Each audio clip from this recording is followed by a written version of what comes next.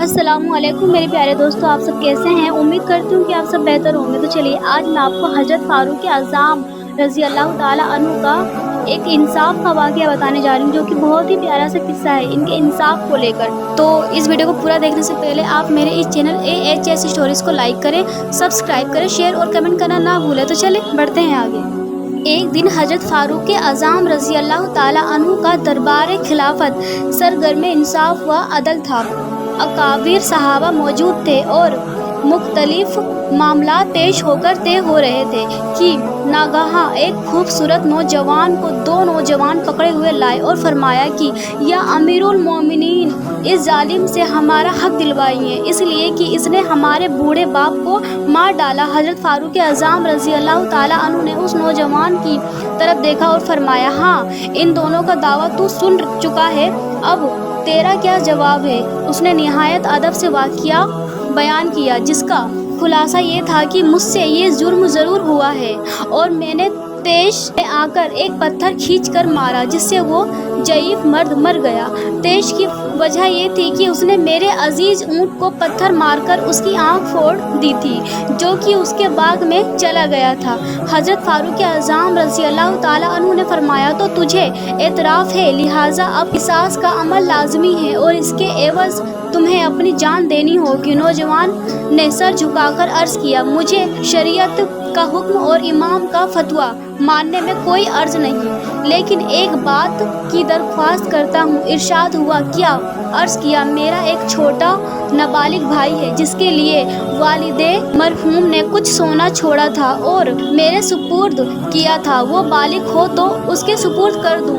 میں نے سونے کو ایک جگہ زمین میں دفن کر دیا اور اس کا حال سوائے میرے کسی کو معلوم نہیں ہے۔ اگر وہ سونا اس کو نہ پہنچا تو قیامت کے دن میں ذمہ دار ہوں گا، اس لیے اتنا چاہتا ہوں کہ 3 دن کے لیے ضمانت پر چھوڑ دیا جاؤں۔ حضرت فاروق اعظم رضی اللہ تعالیٰ عنہ نے اس بارے میں ذرا غور فرمایا، پھر سر انور اٹھا کر ارشاد فرمایا، اچھا تمہاری ضمانت کون دیتا ہے کہ تو 3 دن کے بعد تکمیل قصاص کے لیے واپس آ جائے گا؟ فاروق اعظم رضی اللہ تعالیٰ عنہ کے اس ارشاد پر اس نوجوان نے چاروں طرف دیکھا اور حاضرین مجلس کے چہروں پر ایک سرسری نظر ڈالی، پھر حضرت ابوذر غفاری رضی اللہ تعالیٰ عنہ کی طرف اشارہ کر کے عرض کیا کہ یہ میری ضمانت دے دیں گے۔ حضرت فاروق اعظم رضی اللہ تعالیٰ عنہ نے پوچھا، کیوں ابوذر، تم ضمانت دیتے ہو؟ انہوں نے فرمایا، بے شک میں ضمانت دیتا ہوں کہ یہ نوجوان 3 دن کے بعد حاضر ہو جائے گا۔ یہ ایک جلیل القدر صحابی کی ضمانت تھی،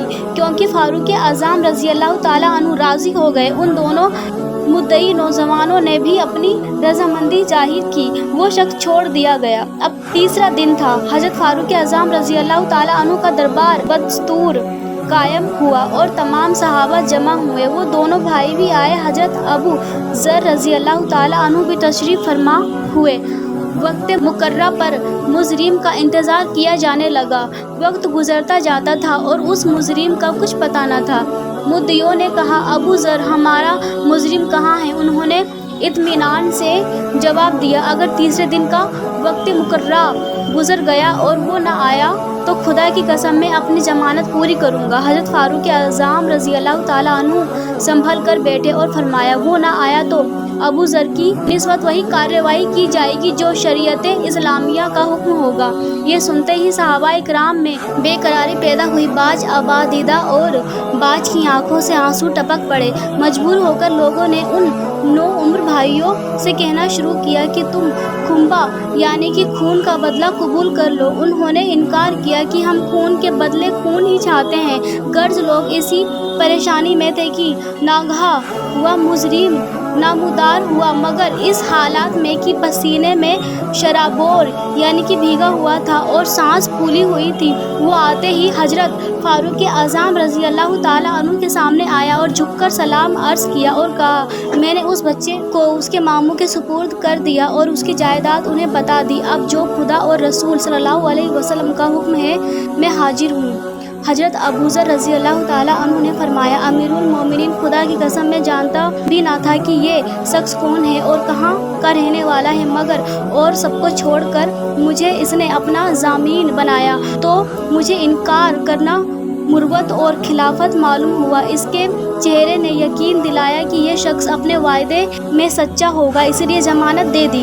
उस मुजरिम नौजवान ने अर्ज़ किया, मैं हज़रत अबू ज़र का शुक्रिया अदा करता हूँ, मैं अगर ना आता तो ऐसा कर सकता था, मगर एक मुसलमान अपने अहद और बहरहाल निभाता है और वो कभी अहद नहीं तोड़ता। उसके आ पहुँचने से हाजरीन में गैर मालूमी जोश पैदा हो गया, हत्ता कि उन नौ उम्र भाइयों ने खुशी में आकर अर्ज़ किया, या अमीरुल मोमिनीन, हमने अपने बाप का खून माफ़ किया।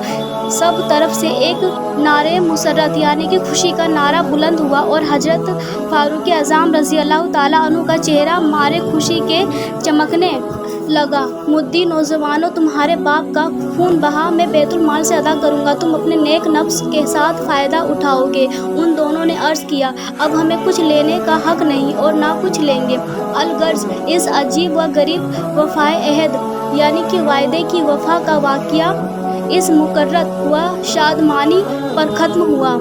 सहाबाए किराम रज़ी अल्लाह ताला अन्हुम मुरुवत और नेक सुलूक फरमाने वाले और अपने अहद के पक्के और पूरा करने वाले थे। जान देने का सवाल था, मगर क्या मजाल की जान बचाने के लिए अहद तोड़ देते, क्योंकि अपने वायदे के मुताबिक पहुंच गए। एक वो भी पक्के और अहद के सच्चे मुसलमान थे और एक आजकल के मुसलमान भी हैं जिनको वायदे की कोई परवाह नहीं। तो मेरे प्यारे दोस्तों, अगर आपको मेरी वीडियो अच्छी लगी हो तो प्लीज़ जल्दी करें मेरे इस चैनल AHS स्टोरीज़ को लाइक करें, सब्सक्राइब करें, शेयर और कमेंट करना ना भूलें।